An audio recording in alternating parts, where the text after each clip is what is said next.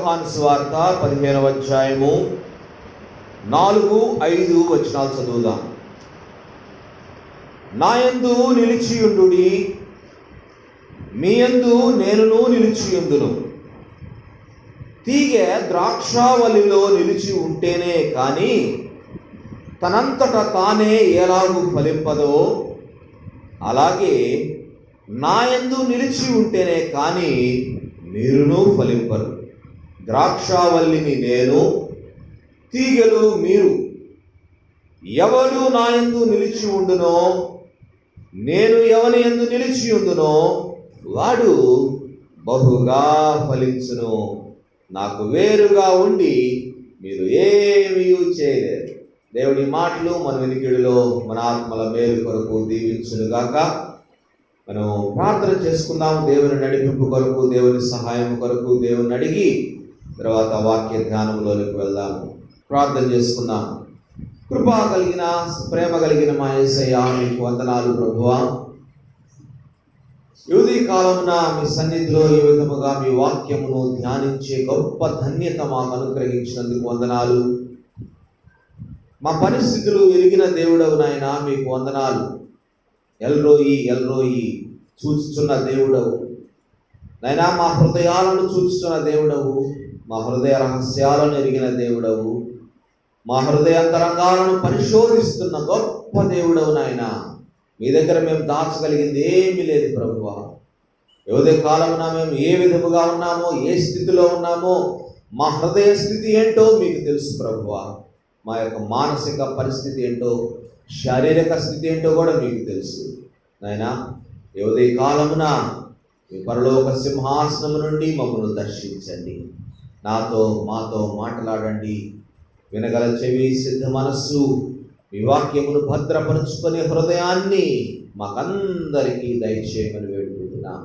మెల్లని స్వరమును విని గ్రహించే భాగ్యమును మాకందరికీ అనుగ్రహించుమని అయినా ఇక రావలసిన బిడ్డలను మీరు నడిపించుమని అయినా మీ మాటలు మా హృదయాలలో మేము భద్రము చేసుకోవడానికి మాకు కావలసిన జ్ఞానము దయచేయమని, మా మాటలు మా హృదయ ధ్యానం మీ దృష్టికి అంగీకారముగా చేయమని, నిలువబడి మీ దాసుని మీ సిలువ చాటును మరుగుపరిచి బలమైన సాధనముగా వాడుకోమని యేసయ్య అతి పరిశుద్ధ నామములు విన్నపములు అడిగి మిక్కిలి వినయముగా సమర్పించుకొనుచున్నాము తండ్రి. ఆమేన్.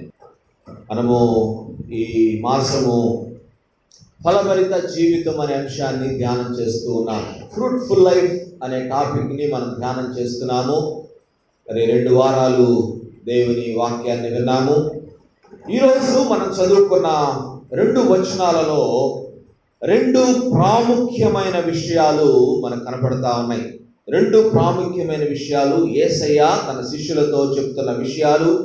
మొదటిది ఏమంటున్నాడంటే 4వ వచనములో, నా యందు నిలిచి ఉండుడి, అబైడ్ ఇన్ మీ అని మొదటి ఆజ్ఞగా దేవుడు చెప్తూ ఉన్నాడు. రెండవది 5వ వచనము చివరి భాగములో, నాకు వేరుగా ఉండి మీరు ఏమీ చేయలేరు. Apart from me you can do nothing. ఈ 2 విషయాలు, ప్రాముఖ్యమైన విషయాలు యేసయ్య తన శిష్యులతో చెప్తా ఉన్నారు. పోయిన వారము మనం నేర్చుకున్నాము, we were born to be fruitful. We were created to be fruitful. మనము ఫలభరితమైన జీవితము జీవించటానికే ఈ లోకములో సృష్టించబడ్డాము. ఈ లోకంలో ఫలములు ఫలించుట కొరకే దేవుని చేత నియమించబడ్డాము అని మనం పోయిన వారము నేర్చుకున్నాం. ఫలించండి అనే ఆజ్ఞను మొదట దేవుడు ఆదాము అవ్వలకు ఇచ్చాడు. ఆ తరువాతి తరాలలో నోవహు ఆజ్ఞను పొందుకున్నాడు. ఆ తరువాతి తరాలలో ఇశ్రాయేలుగా పేరు మార్చబడిన యాకోబు ఆ వాగ్దానాన్ని పొందుకున్నాడు. ఇశ్రాయేలు జనాంగము అనేది దేవుని చేత ప్రత్యేకపరచబడి మంచి ఫలములు మాత్రమే ఫలించుట కొరకు ఏర్పాటు చేయబడిన జనాంగము. అవునా కాదా? అవును. ఎందుకంటే భూమి మీద ఎన్నో రకాలైన జనాంగాలు ఉండగా, భూమి మీద ఎన్నో రకాలను జనాంగాలను దేవుడే సృష్టించినప్పుడు, మరి దేవుడు ఆ సృష్టించిన జనాంగాలన్నిటిలో నుంచి ఒక్క జనాంగాన్ని ప్రత్యేకపరచుకోవటంలో దేవుని ఉద్దేశం ఏంటంటే వారందరూ ఆల్రెడీ కాని ఫలాలు ఫలిస్తున్నారు. నేను మిమ్మును ప్రత్యేకపరచుకుంటున్నాను, మిమ్మును నా బిడ్డలుగా, నా స్వజనముగా, స్వకీయ జనముగా, స్వకీయ సంపాద్యముగా నేను మిమ్మల్ని ప్రత్యేకపరుస్తున్నాను. కనుక మీరు కేవలము మంచి ఫలములు మాత్రమే ఫలించాలి.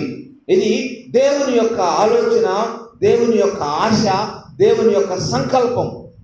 ఇశ్రాయేలు జనాంగాన్ని దేవుడు అందుకొరకే ఎన్నుకున్నాడు. ఇశ్రాయేలు జనాంగాన్ని దేవుడు ద్రాక్షావనముతో, ద్రాక్ష వల్లితో పోల్చి మాట్లాడిన సందర్భాలు బైబిల్ గ్రంథంలో, పాత నిబంధనలో కోకొల్లలు. ఎన్నో సందర్భాలలో దేవుడు ఈ ఇశ్రాయేలు జనాంగాన్ని ద్రాక్ష వనముతో పోల్చినాడు, ద్రాక్ష చెట్టుతో పోల్చినాడు. దేవుడు పలుకుతున్న మాటలు, నేను ఇశ్రాయేలు జనాంగాన్ని ఏమని పిలిచాడు అక్కడ?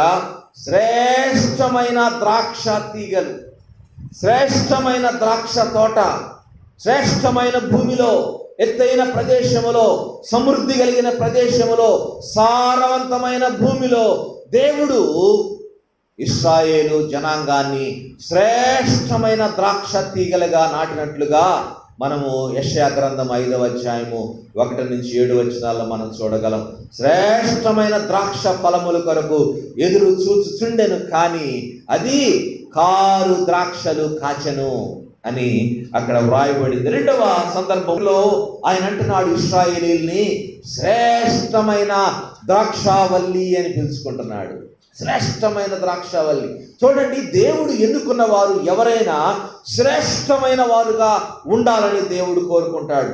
దేవుడు ప్రత్యేకపరిచేది ఎందుకంటే వీళ్ళు నా కొరకు ప్రత్యేకముగా జీవించాలి, వీరు నా కొరకు శ్రేష్టమైన జీవితం జీవించాలి, నా కొరకు వీరు ఈ లోకములో మాదిరికరమైన జీవితం జీవించాలి, అనేకులకు ఆశీర్వాదకరమైన జీవితము నా బిడ్డలు జీవించాలని దేవుని యొక్క హృదయ వాంఛ. ఆ వాంఛను బట్టి దేవుడు ఇర్మియా గ్రంథంలో అంటున్నాడు, నా ఇశ్రాయేలు జనాంగము శ్రేష్టమైన ద్రాక్షవల్లి అంటున్నాడు. ఎహెజ్కేలు 19:10 అంటున్నాడు, ఫలభరితమైన తీగలతో నిండి ఉండి విస్తారమైన జలముల దగ్గర నాటబడిన ద్రాక్షావల్లి అంటున్నాడండి. చూడండి ఎంత మరి శ్రేష్టమైన ఆలోచనలు దేవుడు ఇశ్రాయేలు జనాంగం గురించి కలిగి ఉన్నాడో. ఫలభరితమైన తీగలతో నిండి ఉండి విస్తారమైన జలముల దగ్గర నాటబడిన ద్రాక్షావల్లి ఇశ్రాయేలు జనాంగం. కానీ ఆ సందర్భాలన్నీ మనం చదివితే ఇవన్నీ దేవుడు దుఃఖపడుతూ రాసిన సందర్భాలు, దుఃఖపడుతూ వ్రాయించిన సందర్భాలు అన్నమాట. నేను ఇంత శ్రేష్టమైన వారుగా వీరిని ఏర్పాటు చేసుకుంటే వీరు అతి నీచమైన బ్రతుకుతా ఉన్నారని తర్వాతి వచనాల్లో మనం చూడవచ్చు. నేను అంత శ్రేష్టమైన వారిగా వారిని ఎన్నుకున్నాను, అంత శ్రేష్టమైన జీవితం జీవించడానికి వారిని ఏర్పాటు చేసి నియమించుకున్నానే, కానీ వారు దానికి తగిన జీవితం జీవించలేదని దుఃఖపడుతూ వేదన పడుతూ వ్రాసిన సందర్భాలు ఇవన్నీ. హోషియా గ్రంథము 10వ అధ్యాయము 1వ వచనములో, హోషియా 10:1 అంటున్నాడు, విస్తారముగా వ్యాపించిన ద్రాక్ష చెట్టు అంటున్నాడు. విస్తారముగా వ్యాపించిన ద్రాక్ష చెట్టు మరి మంచి జీవితం జీవించలా, విస్తారంగా మరి అది విస్తరించింది, కానీ దాని ఫలాలు బాగలేదు, దాని ఫలాలు కారు ద్రాక్ష, దాని జీవితం బాగలేదు. ఇశ్రాయేలు జనాంగాన్ని మరి దేవుడు ఎంతో ప్రేమించాడు, కానీ వారు ఆ ప్రేమను తిరిగి చూపించలేకపోయారు దేవుని పట్ల. తర్వాత కీర్తనాకారుడైన ఆసాపు 80వ కీర్తనలో చక్కగా ఒక మాట రాశాడు. 80వ కీర్తన 8వ వచనము, 80వ కీర్తన 8వ వచనములు అంటున్నాడు, నీవు ఐగుప్తులో నుండి ఒక ద్రాక్షావల్లిని తెచ్చితివి, అన్య జనులను వెళ్ళగొట్టి దాన్ని నాటితివి. ద్రాక్షావల్లి, ద్రాక్షావల్లి. ఐగుప్తులో నుంచి దేవుడు విడిపించి విమోచించి తీసుకువచ్చిన ద్రాక్షావల్లి, శ్రేష్టమైన ద్రాక్షావల్లి ఏదంటే ఇశ్రాయేలు జనాంగం. ఇశ్రాయేలు జనాంగం ఐగుప్తు నుంచి దేవుడు కనాను దేశానికి వారిని నడిపించినాడు. ఎన్నో ఆశలు పెట్టుకున్నాడు ఈ ద్రాక్షావల్లి మీద. దేవుడు ఎన్నో విధాలుగా మరి ఐగుప్తీయుల మీదకు తన అగ్నిని కురిపించి, తన ఉగ్రతను కురిపించి అక్కడ నుంచి ఇశ్రాయేలు జనాంగాన్ని బయటకు తెచ్చుకున్నాడు. ఈ ద్రాక్షావళిని, శ్రేష్టమైన ద్రాక్షావళిని నేను ఇన్ని విధాలుగా విడిపించాను కదా, వీరి జీవితాలలో ఇన్ని అద్భుతాలు చేశాను కదా, ఇంత మరి గొప్పగా వారిని పోషించాను కదా, పరలోకము నుంచి మన్నాను కురిపించాను కదా వాళ్ళ కోసము, మరి ఎర్ర సముద్రాన్ని 2 పాయలు చేశాను కదా, పగలు మేఘ స్తంభముగా రాత్రి అగ్ని స్తంభముగా వారికి తోడుగా ఉండి కాపాడాను కదా, పూరేళ్లతో మాంసము కావాలంటే పూరేళ్ల నుంచి పోషించాను కదా. ఇన్ని చేస్తే వాళ్ళు శ్రేష్టమైన ద్రాక్షావల్లిగా ఉంటారని దేవుడు ఎంతగానో ఆశించాడండి. కానీ కనాను దేశానికి వచ్చిన తర్వాత దేవుని ఆశలన్నీ విఫలమైపోయినాయి. ఇశ్రాయేలీయులు దేవుణ్ణి చాలా అవమానపరిచినారు, చాలా దుఃఖపరిచినారు. He was very much disappointed about Israelites.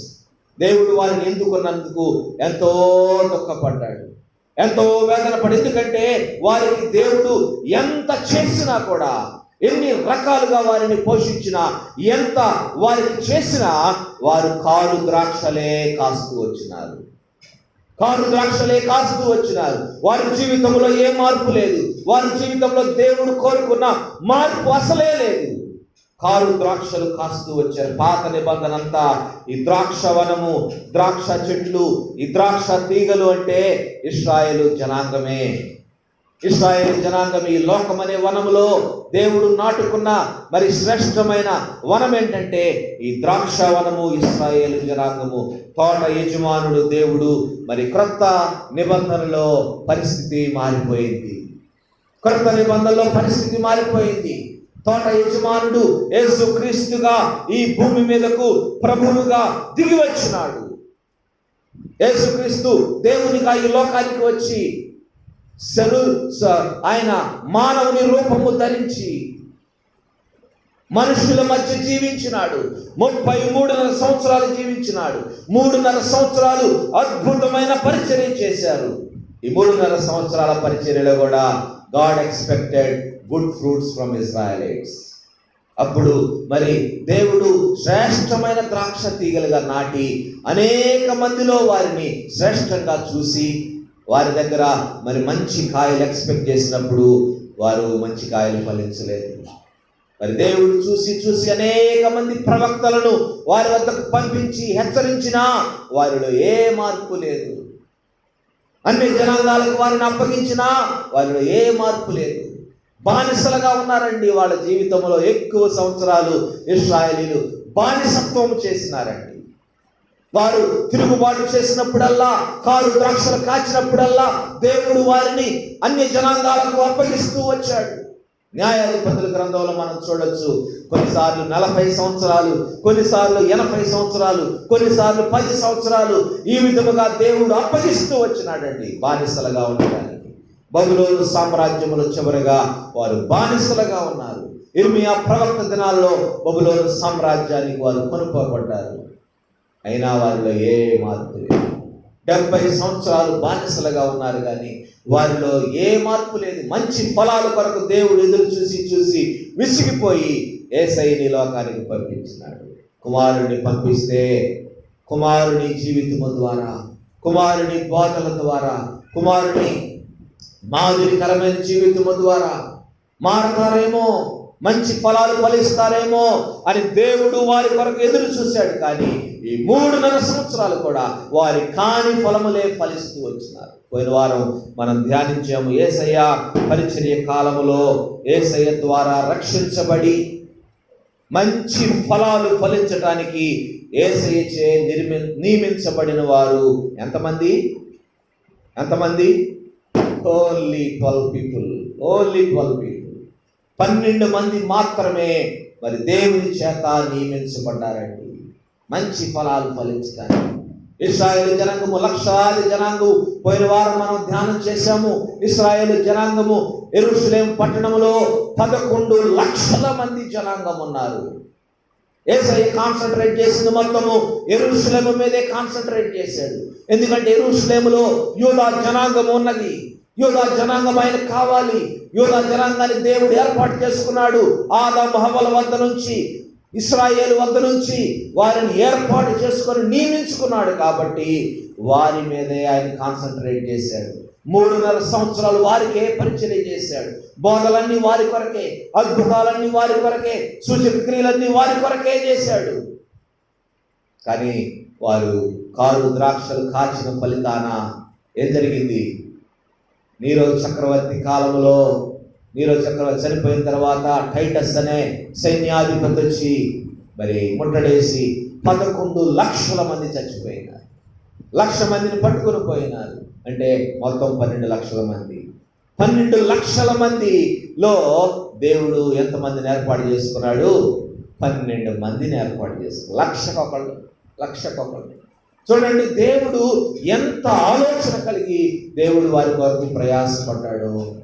యేసయ్యను పంపించి 3.5 సంవత్సరాలు వారి మధ్య ఉంచి ఇన్ని అద్భుతాలు చేస్తా ఉంటే ఎందుకు అన్ని అద్భుతాలు చేశాడు అంటే దేవుడు జ్ఞాపకం చేస్తున్నాడు. ఆది కాండమును జ్ఞాపకం చేస్తున్నాడు. మీ పితరులకు నేను ఏ విధంగా చేశాను, మీ పితరులను ఐగుప్తు దేశంలో నుంచి మీరు బానిసలుగా ఉంటే మిమ్మల్ని ఏ విధముగా నేను విడిపించాను, ఇటువంటివన్నీ చూపించడానికి దేవుడు వారి మధ్య అద్భుతాలు చేస్తూ వచ్చినాడు. అద్భుతాలు చూసి కూడా వారు ప్రభువునందు విశ్వాసం ఉంచలా.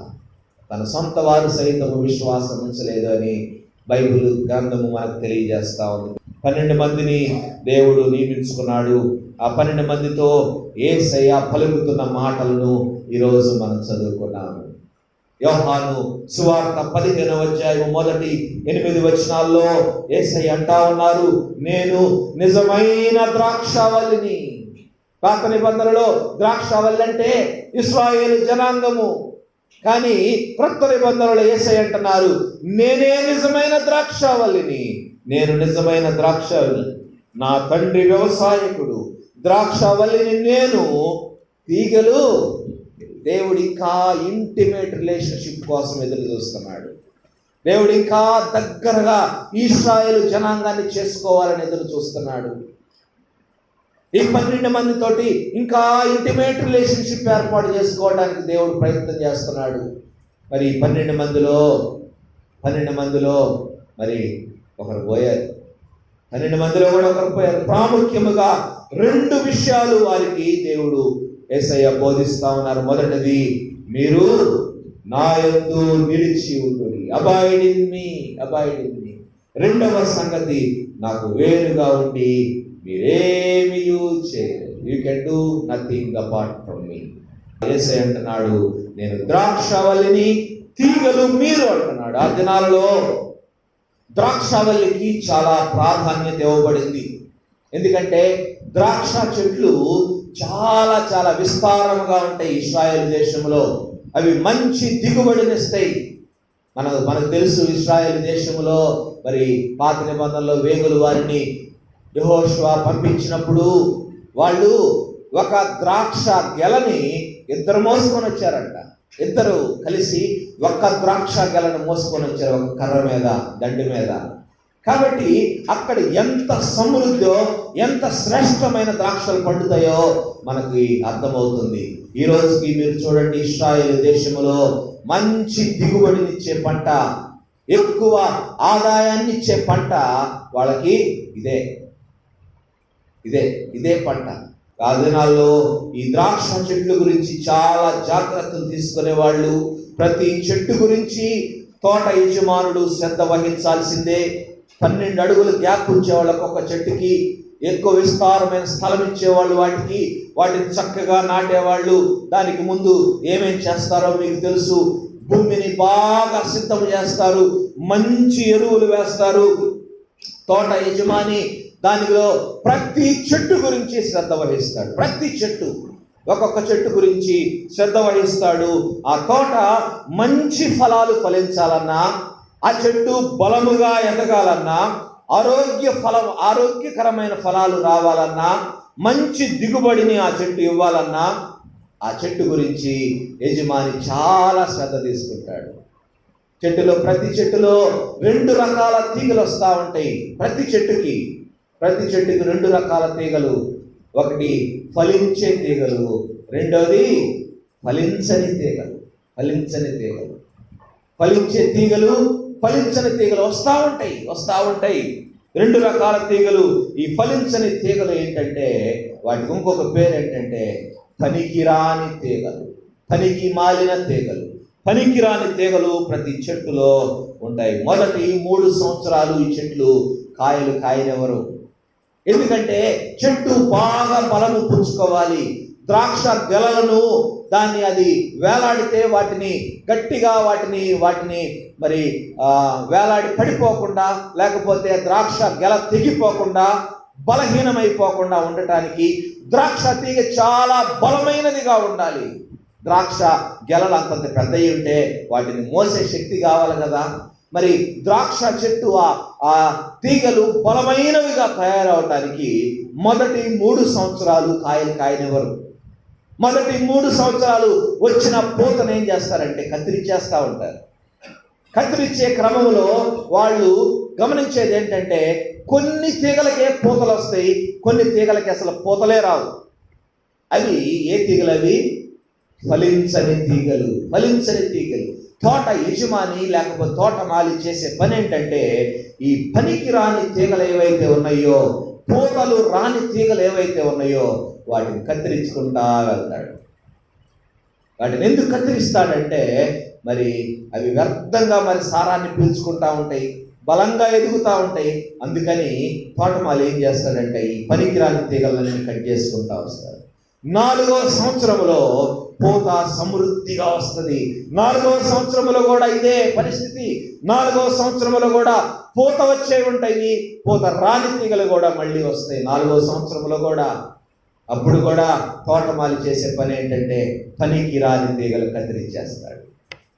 ఎందుకంటే పనికొచ్చే తీగలు విస్తారమైన ఫలాలు ఫలించాలని, పనికొచ్చే తీగలు, ఫలించే తీగలు బలమైనవిగా ఉండాలని, పెద్ద పెద్ద ద్రాక్ష గెలలను అవి పండించాలని పనికిరాని తీగలను ఆయన తీసేస్తూ ఉంటాడు.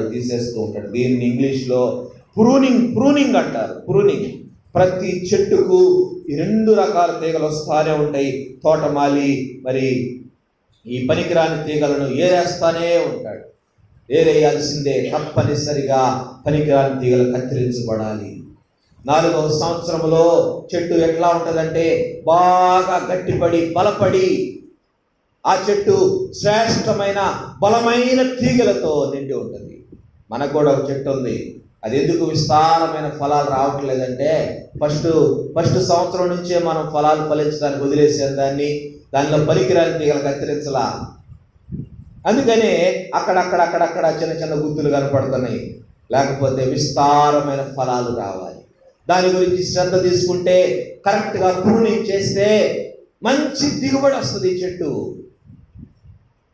కాబట్టి మనం ప్రూనింగ్ అనేది చాలా ఇంపార్టెంట్ అన్నమాట.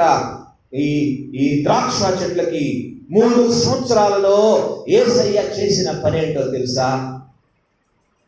శిష్యులైన ఈ 12 మందిని బలమైన తీగలుగా తయారు చేస్తా ఉన్నాడు. ఈ 3 సంవత్సరాల్లో యేసయ్య వాళ్ళలో ఉన్న పనికిరాని తీగలను తీసివేస్తూ ఉన్నాడు. ఎన్నో సందర్భాలు మనం చూడొచ్చు. వాళ్ళు ఎన్నో సందర్భాల్లో ఒకరినొకరు తగ్గించుకోవడానికి ప్రయత్నించిన సందర్భాలు, ఒకరితో ఒకరు పోటీ పడిన సందర్భాలు, ఒకరినొకరు వాళ్ళు అవమానించుకున్న సందర్భాలు, శిష్యులు మాలో ఎవరు గొప్ప, మేమెవరు గొప్ప, ఎవరు గొప్ప అని వాళ్ళలో వాళ్ళు తర్కించుకున్న సందర్భాలు, పరలోకంలో యేసయ్య పక్కన ఎవరు కూర్చోవాలని తర్కించుకున్న సందర్భాలు. ఈ సందర్భాలన్నీ ఏంటంటే యేసయ్య ప్రూనింగ్ చేస్తూ వచ్చాడు. వాళ్ళ జీవితంలో నుంచి అటువంటి స్వభావాలన్నిటినీ తీసివేస్తూ వచ్చాడు. వాళ్ళను సరిచేస్తూ వచ్చాడు. పనికిరాని తీగలన్నీ తీసివేయబడ్డాయి.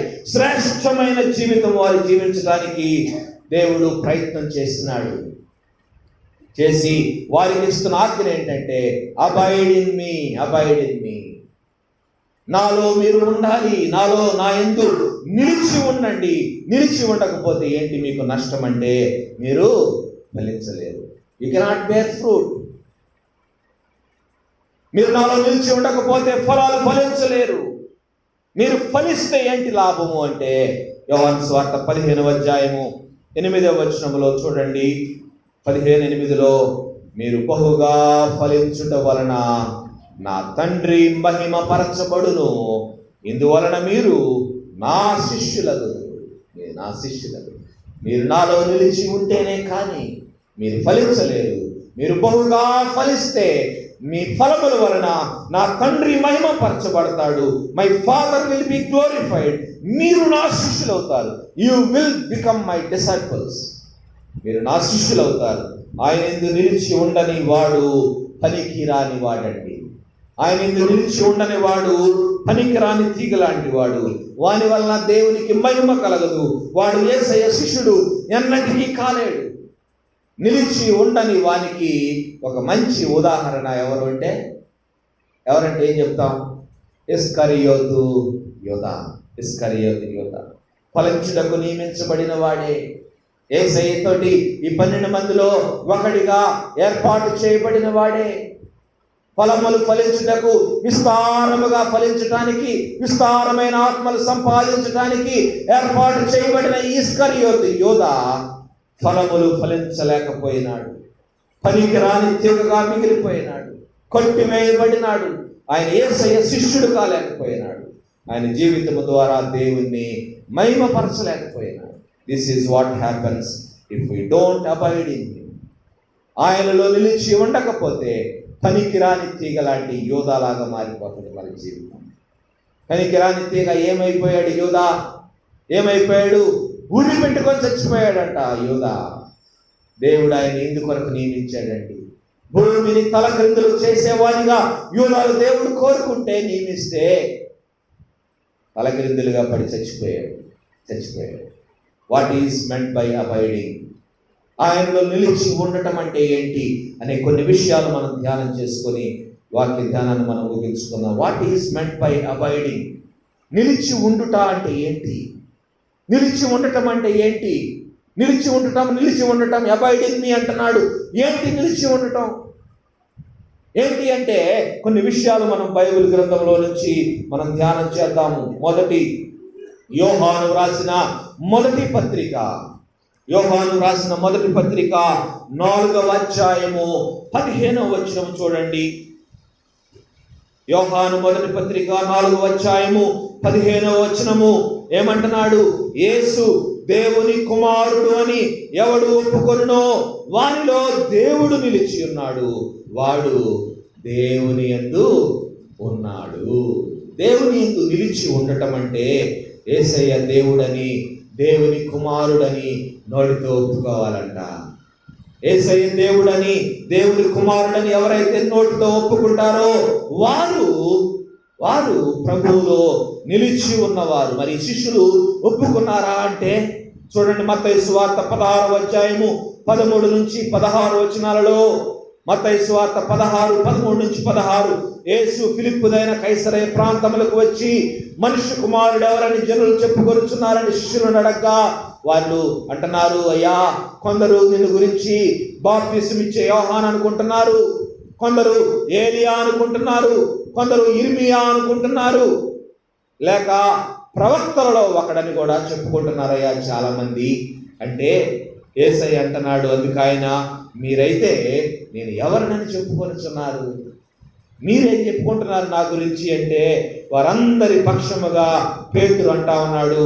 అందుకు సీమోను పేతురు, నీవు సజీవుడగు దేవుని కుమారుడైన క్రీస్తువు అని చెప్పారు.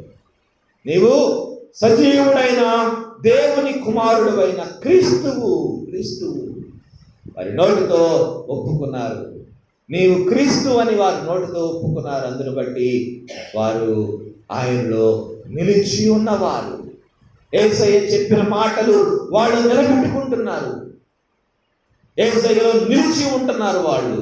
అలాగే ఇంకా రెండవ సందర్భం నిలిచి ఉండుట అంటే ఏంటి అంటే చూడండి, యోహాను సువార్త 1వ అధ్యాయము 12వ వచనము. యోహాను 1వ అధ్యాయము 12వ వచనములో ఏం రాయబడిందో చూద్దాం. యోహాను 1:12లో ఆయనను ప్రభువుగా రక్షకునిగా అంగీకరించి ఆయన నామమునందు విశ్వాసముంచాలని వ్రాయబడింది. అక్కడ యోహాను 1:12 ఆయనను ప్రభువుగా రక్షకునిగా అంగీకరించి ఆయన నామమునందు విశ్వాసముంచాలి. రోమా పత్రిక 10వ అధ్యాయము 9వ వచనంలో పౌలు భక్తుడు రాస్తున్నాడు, యేసు ప్రభువు అని నీ నోటితో ఒప్పుకొని దేవుడు మృతుల్లో నుండి ఆయనను లేపనని నీ హృదయమందు విశ్వసించిన ఎడల నీవు రక్షించబడతావు. ఏంటి రెండవ క్వాలిటీ ఏంటంటే ఆయనను నిలిచి ఉంటున్నాము అనడానికి నిదర్శనం ఏంటంటే యేసు ప్రభు అని నోటితో ఒప్పుకోవాలి, హృదయమందు ఆయన దేవునిగా నమ్మి విశ్వసించాలి.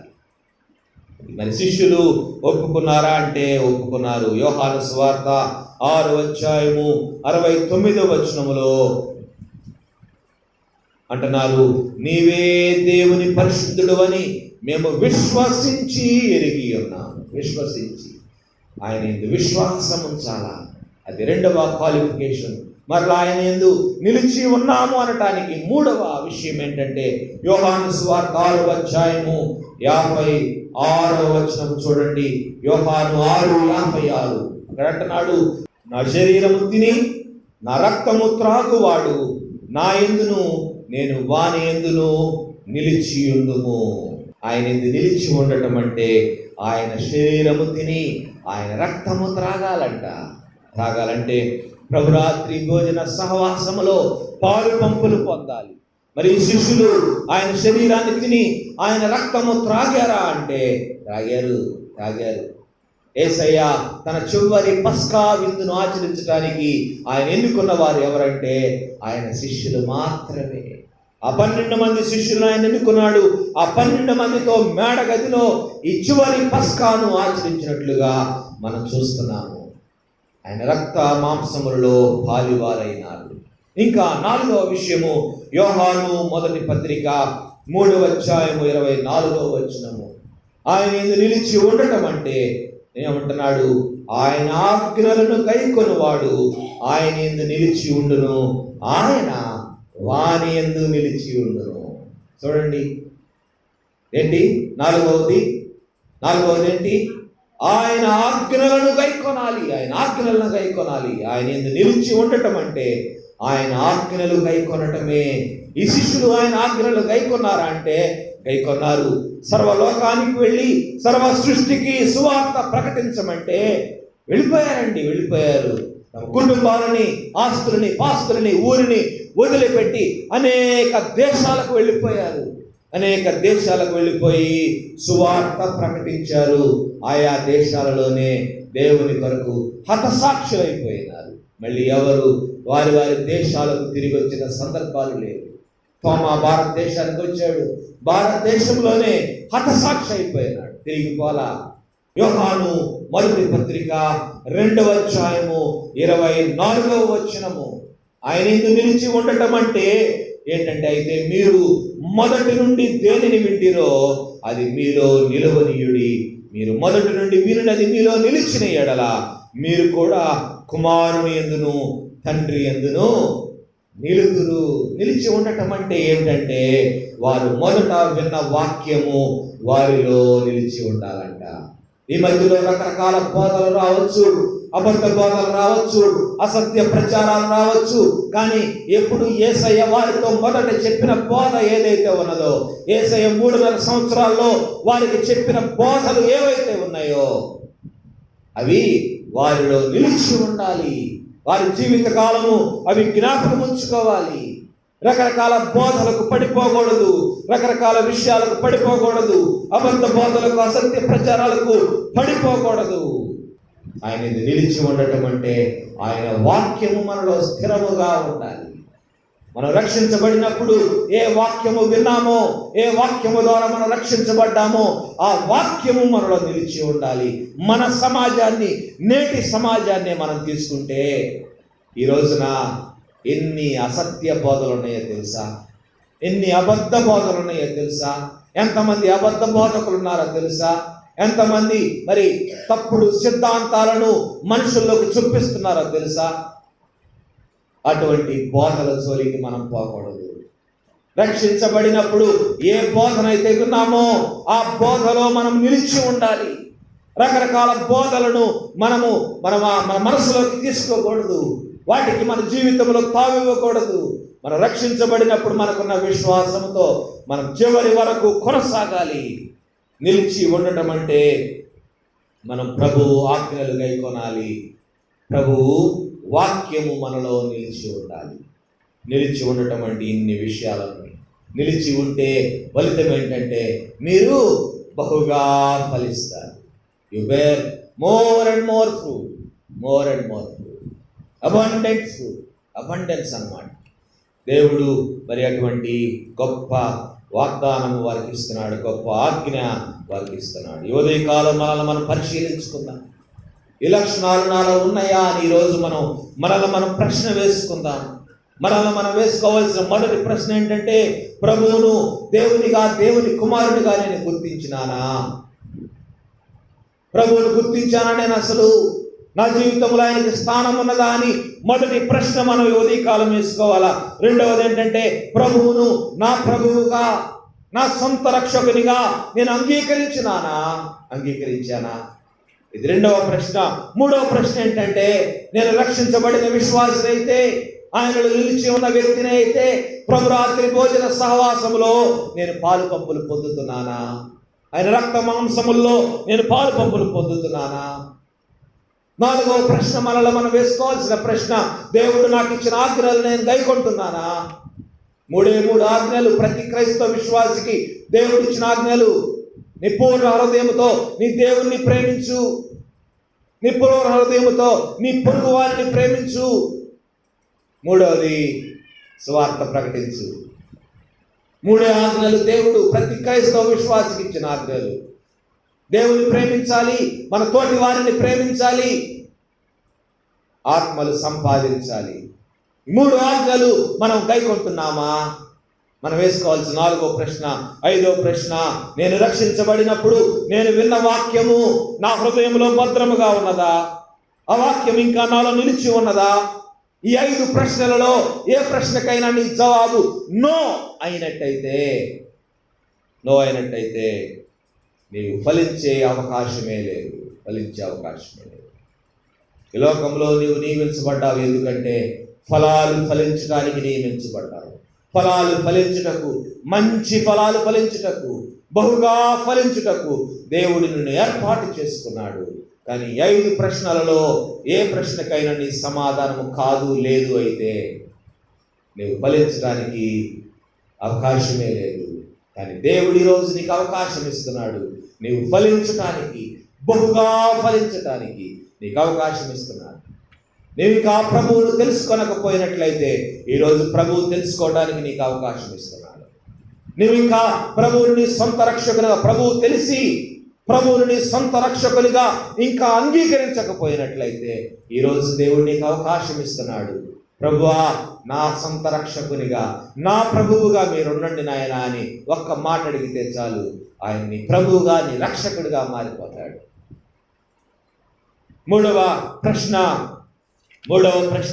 ప్రభు రాత్రి భోజన సహవాసములో పాలు పంపులు పొందుతున్నానా?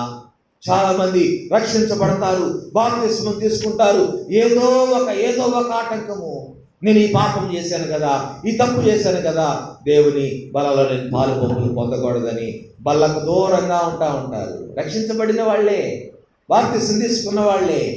మూడవ ప్రశ్న మనం వేసుకోవాలి. నాలుగవది, ఆయన ఆజ్ఞలు నేను పాటిస్తున్నానా?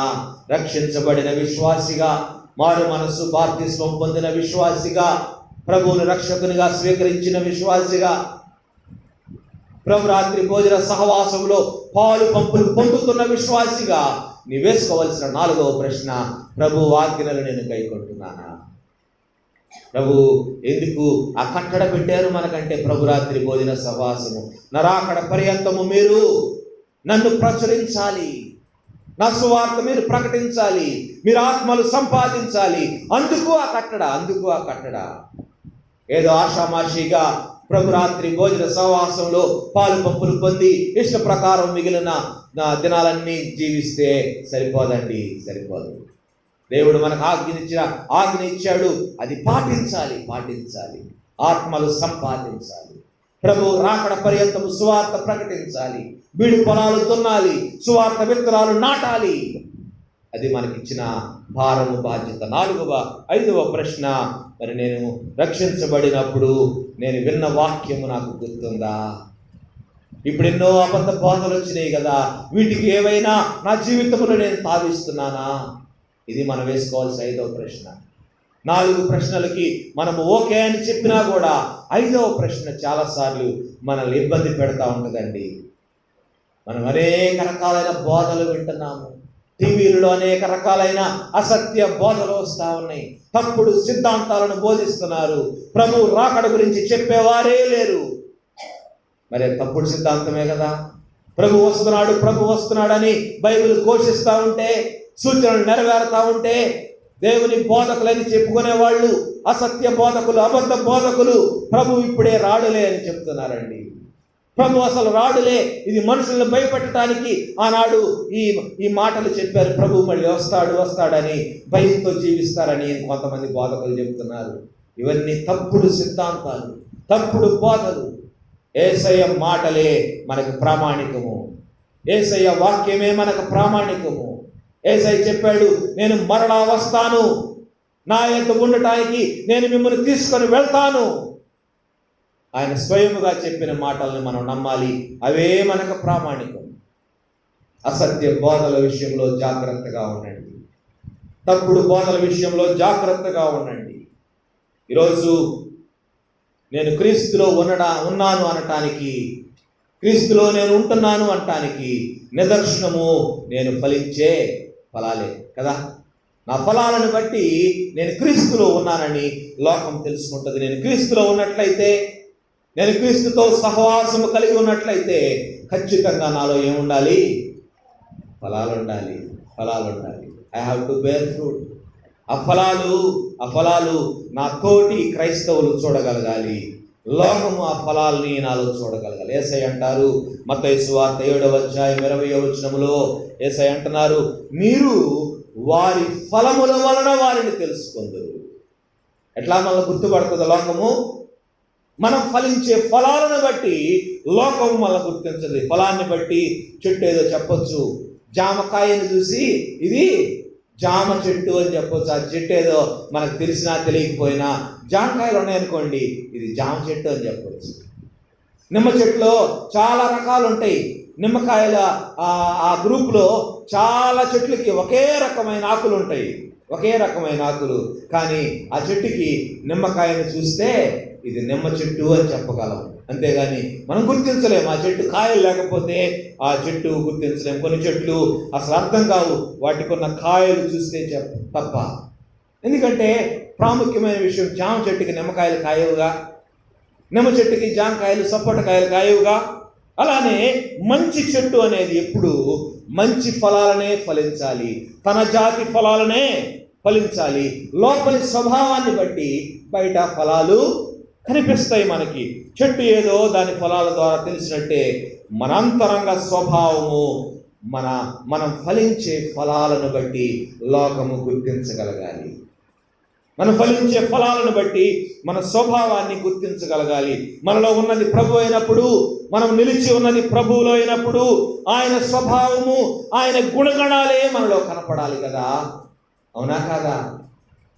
ప్రభువు మనలో ఉన్నాడు, ఆయనలో మనం నిలిచి ఉన్నామంటే మనలో ఆయన గుణగణాలు, ఆయన స్వభావం కనపడాలి. లోకం మరి మనలో క్రీస్తు స్వభావాన్ని, క్రీస్తు గుణగణాలను చూడగలుగుతుందా? ఒకసారి మన జీవితాల పరిశీలన చేసుకుందామండి. లోకం మన గురించి ఇస్తున్న సాక్ష్యం ఏంటి? లోకం మన గురించి మాట్లాడుకుంటున్న మాటలేంటి? లోకము నీ ఎదుట మాట్లాడకపోయినా నీ వెనుక మాట్లాడుకుంటూ ఉంటుంది. నీవు అనుకోవచ్చు, నేను క్రిస్టియన్ కదా, నన్ను ఎవరు గమనించటం లేదు అని. కానీ లోకమంతా నీ మీదే కేంద్రీకరించబడుతుంది. లోకము దృష్టి నీ మీదే ఉంటుంది. నువ్వు క్రిస్టియన్ అని పేరు పెట్టుకున్నందున నీ మీద లోకము దృష్టి పెట్టుద్దండి. కీన్గా అబ్జర్వ్ చేస్తూ ఉంటారు, చాలా లోతుగా అబ్జర్వ్ చేస్తూ ఉంటారు. క్రీస్తు గుణగణాలు నీలో కనపడుతున్నాయా? క్రీస్తు స్వభావము నీలో ఉన్నదా? క్రీస్తునకు కలిగిన ఈ మనస్సు మీరును కలిగి ఉండుడి అంటాడు పౌలు భక్తుడు. ఉందా క్రీస్తు మనస్సు మనలో? మన క్రియలను బట్టే కదా, మనం ఫలించే ఫలాలను బట్టే కదా లోకము మనల్ని గుర్తించగలిగేది. మొట్టమొదట అంతియోకయలోని శిష్యులు క్రైస్తవులు అనబడింది. ఏం చూసింది లోకం వాళ్ళలో? ఏం చూసింది లోకం వాళ్ళలో? ఎందుకు వారిని క్రైస్తవులని పిలిచారు? ఎందుకంటే they have seen the fruits in them. వారిలో ఫలాలను వాళ్ళు చూడగలిగారండి. క్రీస్తు యొక్క స్వభావాన్ని వాళ్ళలో చూడగలిగినారు. క్రీస్తు యొక్క గుణగణాలను ఆ అంత్యోకయలోని శిష్యుల జీవితాలలో చూడగలిగినారు. వారిలో వచ్చిన మార్పును వాళ్ళు చూడగలిగినారు.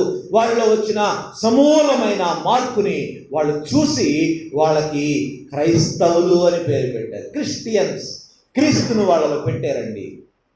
కారణం ఏంటంటే వారి జీవితంలో క్రీస్తు స్వభావం ప్రతిబింబిస్తూ ఉంది.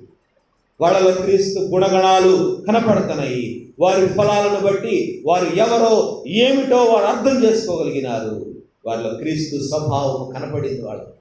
అందుని బట్టే వాళ్ళని క్రైస్తవులను పిలిచారు. నీవు నేను క్రిస్టియన్ అనే పిలువబడుతున్నాను కదా. మరి ఆ పేరు నువ్వు పెట్టుకున్నావో లోకం పెట్టిందో తెలియదు, కానీ మరి మనమైతే నేను క్రిస్టియన్ అని నేను చెప్పుకుంటున్నాను. కాబట్టి ఒకవేళ మనం ఆ పేరును పెట్టుకున్న దాన్ని బట్టి మరి మనలో క్రీస్తు స్వభావాన్ని, క్రీస్తు గుణగణాలను ఈ లోకము చూడగలుగుతుందా?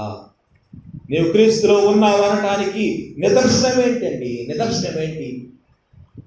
నేను క్రీస్తులో ఉన్నానని మనం చూపించగలిగింది ఏంటి? మార్పు చెందిన మన జీవితం కాదా? మార్పు చెందిన మన స్వభావం కాదా? మార్పు చెందిన మన మాటలు కాదా? మార్పు చెందిన మన చూపులు కాదా? మార్పు చెందిన మన జీవితంలో మనం చేసే ప్రతి పని కాదా? మన పనులను బట్టే లోకం మనల్ని అంచనా వేస్తుంది. మన పనులను బట్టి నీవు క్రైస్తవుడువా కాదా అనేది లోకము డిసైడ్ చేస్తుంది. నీవు ఫలించే ఫలాలను బట్టి లోకము నేను డిసైడ్ చేస్తుంది నువ్వు క్రైస్తవుడువో కాదు. మరి ఈ రోజు నుంచి మనము మన జీవితాలను పరిశీలన చేసుకుందాం. ఏదో వాక్యం వింటున్నాం పోతున్నామంటే సరిపోదు, కానీ వాక్యాన్ని మన జీవితాలకు అప్లై చేసుకోవాలి. అప్లికేషన్ లేకపోతే ఎన్ని ప్రసంగాలు విన్నా మన జీవితం వ్యర్థం. ఈరోజు దేవుడు మనలో మంచి ఫలాల కొరకు ఎదురు చూస్తూ ఉన్నాడు. మంచి ఫలాలు కావాలి దేవునికి. బహుగా ఫలించాలి మనం. బహుగా నీవు ఫలించినట్లయితే దేవుడు మహిమపరచబడతాడు. నీవు దేవుని శిష్యురాలవు కాగలవు. You can become a disciple of Christ. నిజమైన శిష్యులముగా ఉండటానికి ప్రయత్నం చేద్దాం. లోపాలు ఉండవని నేను చెప్పను. ప్రతి మనిషిలో లోపాలు ఉంటాయి. ప్రతి మనిషిలో లోపాలు ఉంటాయి, కానీ వాటిని సరిచేసుకునే జ్ఞానాన్ని దేవుడు మనకిచ్చాడండి. ఈరోజు మన జీవితాల్లో మనం పరిశీలన చేసుకుందాం. దేవునిలో నేను నిలిచి ఉన్నానా? నిలిచి ఉండకపోతే నాలో ఉన్న లోపాలేంటి? ఒకవేళ ఆయనలో నిలిచి ఉండకపోతే ఏంటి? యేసయ్య చెప్తుంది, నాకు వేరుగా ఉండి మీరు ఏమీ చేయలేరు. You can do nothing apart from మీ. ఆయనకు వేరుగా ఉండి మనం ఏమీ చేయలేము. ఒకవేళ మనం ఫలించకపోతే పనికి రాని తీగల కింద, పనికి మారిన తీగల కింద దేవుడు కత్తిరించి వేస్తాడు. జాగ్రత్త. దేవునిచే మనము ఇంకా ప్రూన్ చేయబడిన చెట్టుగా మంచి ఫలాలు ఫలించటానికి దేవుడు ఎన్నుకున్న తీగలముగా నీవు నేను ఉండాలని దేవుడు ఎంతగానో కోరుకుంటున్నాడు. ఈరోజు మనం తీర్మానం చేసుకుందాం. దేవుని ఎదుట నిబంధన చేసుకున్నాం. ప్రభువా, ఇప్పటి వరకు నేను కాని ఫలాలే ఫలించాను నాయన, కనికరించండి, సహాయించండి. ఈరోజు రాజశేఖర్ గారు మనకు ఒక లిస్ట్ ఇచ్చారు కదా. ఆ ఫామ్స్ మీ దగ్గర ఉంచుకోండి. ఆ ఫామ్స్లో మీరు ప్రయత్నం చేయండి. అబద్ధాలు నేను ఒక దినంలో ఎన్ని ఆడుతున్నాను, సోమవారం ఎన్ని ఆడాను, మంగళవారం ఎన్ని ఆడాను, వీటన్నిటిని బట్టి మన జీవితాలను మనం ఒకసారి చెక్ చేసుకోవడానికి దేవుడు అవకాశం ఇస్తాడు.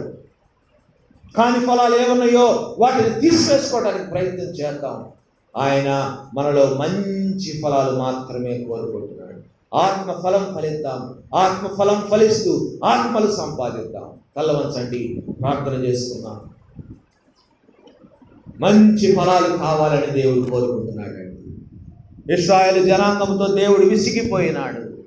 ఇశ్రాయేలు జనాంగము కాని ఫలాలు ఫలించి దేవుని ఎంతో దుఃఖపెట్టింది, ఎంతో వేదన పరిచింది.